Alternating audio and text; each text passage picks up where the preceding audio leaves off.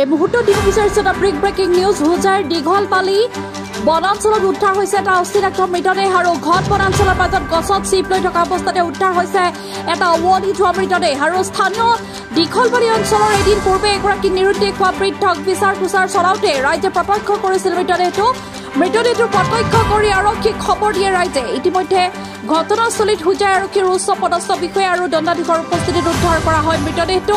বৰ্তমানলৈ উদ্ধাৰ হোৱা নাই মৃতদেহটোৰ পৰিচয় আৰু মৃতদেহৰ পৰা উদ্ধাৰ হোৱা কাপোৰ প্ৰত্যক্ষ কৰি পুৰুষ লোকৰ মৃতদেহ বুলি জানিব পৰা কৰিছে, অৰ্থাৎ সন্দেহ কৰিছে আৰক্ষীয়ে এয়া এক হত্যাকাণ্ড নে আত্মহত্যা। আৰক্ষীৰ তদন্ত অব্যাহত আছে। পুনৰ পৰা জনাইছো এই মুহূৰ্তত এটা গুৰুত্বপূৰ্ণ খবৰ হুজাৰ দীঘলপালি বনাঞ্চলত উদ্ধাৰ হৈছে এটা অস্থিৰক্ত মৃতদেহ আৰু ঘন বনাঞ্চলৰ মাজত গছত চিপ লৈ থকা অৱস্থাতে উদ্ধাৰ হৈছে এটা অৱধি থোৱা মৃতদেহ আৰু স্থানীয় দীঘলপালি অঞ্চলৰ এদিন পূৰ্বে এগৰাকী নিৰুদ্দেশ হোৱা বৃদ্ধক বিচাৰ খোচাৰ চলাওঁতে ৰাইজে প্ৰত্যক্ষ কৰিছিল মৃতদেহটো প্ৰত্যক্ষ কৰি আৰক্ষীক খবৰ দিয়ে ৰাইজে। ইতিমধ্যে ঘটনাস্থলীত হুজাই আৰক্ষীৰ উচ্চ পদস্থ বিষয়া আৰু দণ্ডাধীশৰ উপস্থিতিত উদ্ধাৰ কৰা হয় মৃতদেহটো।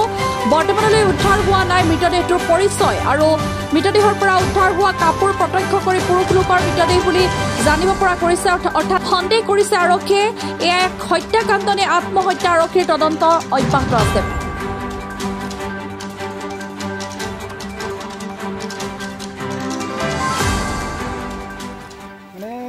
আমাৰ গাঁৱৰ মানে 4-5 জন মানে আমাৰ এই গাঁৱৰ এজন মুৰব্বী মানুহ হেৰাইছে। কোন গাঁৱৰ? আমাৰ দীঘলপালি। তেতিয়া সিহঁতে বিচাৰি আহিছে মানে ক'ৰবাত জংঘল আছে নেকি বোলে। তাৰপিছত আমিও এইফালে পেট্ৰলিয়ন আহিলোঁ। তেতিয়া আমাক মাতি দেখালে এইখিনিত কিবা এটা মানুহ ওলমি আছে বুলি। তেতিয়া আমি আহি আচ্ছা, মানে সেই হেৰুৱা মানুহ বিচাৰোঁতে দেখা পাইছে এইটো চিনি কাৰোবাৰ বুলি গম পাইছে নেকি? নাই ইয়াৰ নহয় ন?